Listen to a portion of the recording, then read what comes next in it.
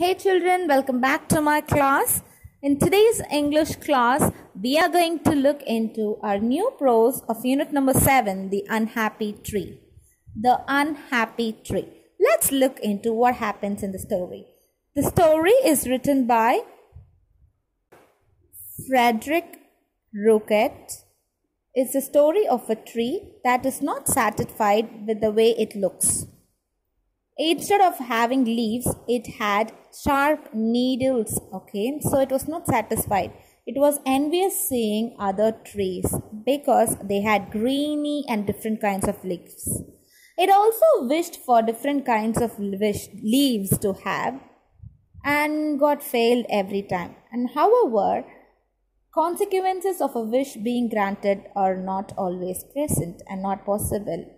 The story describes a course of events that the tree wishes to get its needle back, and thereby in the story we learn and get to know a message of contentment and satisfaction. So now let's begin to read the story. Once upon a time there was a little fir tree that grew in the midst of a wood. In autumn, other big trees covered it with their colorful leaves, and in winter it was dressed in beautiful fresh snow. In this way, it braved snow and storm until springtime came. Suddenly, the little fir tree was bare. It saw the other trees sprouting beautiful leaves. The little fir tree was covered in sharp and prickly needles instead of leaves.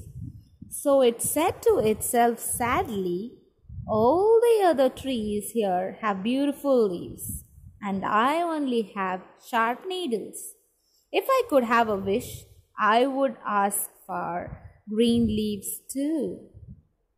The little tree didn't sleep well that night, but when it woke up in the morning, it couldn't believe its luck. All the needles were gone, and the little tree was covered in fresh and green leaves. It laughed merrily and said, "Now I need not be ashamed anymore. I'm like my friends in the wood." Not long after, along came a goat looking for grass and herbs for himself and his young ones. Delicious! He nibbled and nibbled all the crisp new leaves away.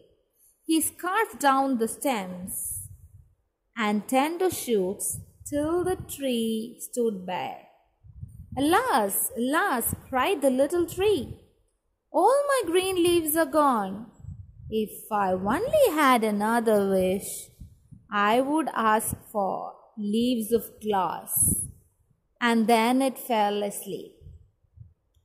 The little fir tree woke up the next day when it heard a strange tinkling sound. It was covered with bright and shiny leaves of glass. "Ha ha," said the little tree. "No tree in the wood glistens like me, and no goat will eat my leaves." But that night there came a fierce storm. The little fir tree shook all over, and its shiny leaves shattered on the ground. "My leaves, my glass leaves," moaned the little tree. "They lie broken in the dust, while all the other trees are still dressed up.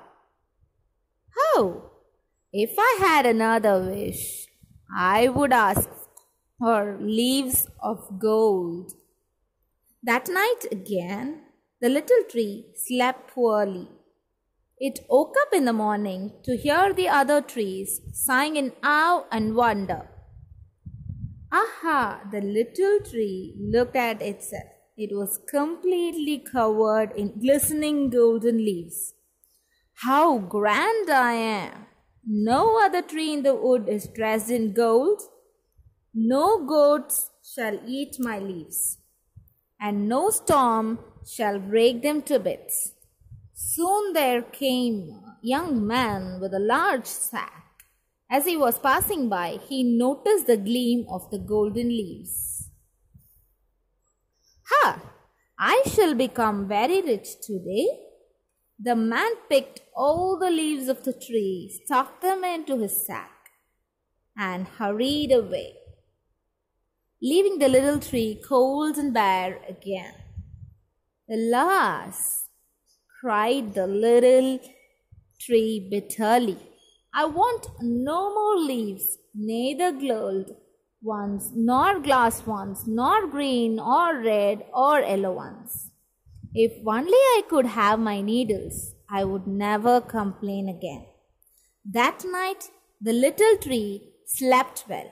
It was not jealous anymore. In morning, it laughed aloud with joy. All of its needles were back. All the other trees standing around laughed too.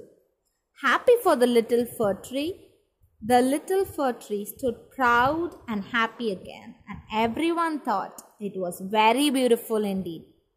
So beautiful, in fact, that they dressed it up with lights and ornaments to celebrate Christmas every year.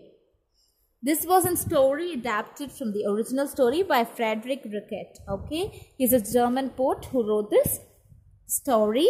Okay, so I think that you all enjoyed it. Did you all enjoy this prose? It was very interesting, right?